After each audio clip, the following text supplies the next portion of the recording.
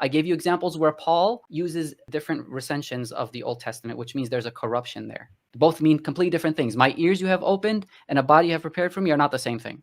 Taking away the sins of Zion and coming to Zion when they've repented don't mean the same thing. There's dozens of these. I'm going to give you one more. Can you go to Matthew 13:35? It's another prophecy. So that what spoken through the prophets might be fulfilled, saying, I will open my mouth in parables, I will utter things hidden since the foundation of the world. It says prophets, right? One prophet. Yeah, prophet. And he says, I will open my mouth in parables. I will utter what has been hidden since the foundation of the world. Okay. It was hidden from people until Jesus uttered it, right? Right.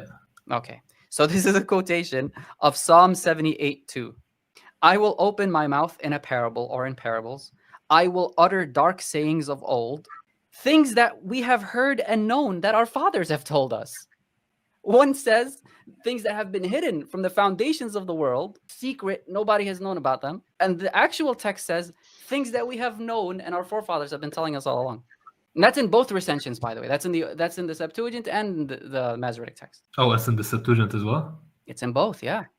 He's quoting a text that doesn't exist, or he's twisting. Matthew is again twisting the text to suit his agenda, like he does over and over again. You realize those two cannot be further from the truth. The text is completely opposite readings. If you let it simmer enough, that dissonance is going to kick in and you're going to be like, okay, how can I defend this? But on the face of it, it's indefensible. Just like the other ones. And there are many, many more. Many. So that's one problem. And then the theology is another problem.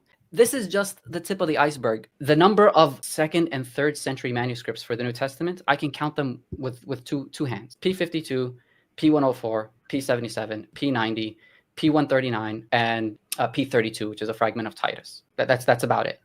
That can be plausibly dated to the 2nd century, although many scholars date them into the 3rd century, 3rd and 4th century. So what about the Quran?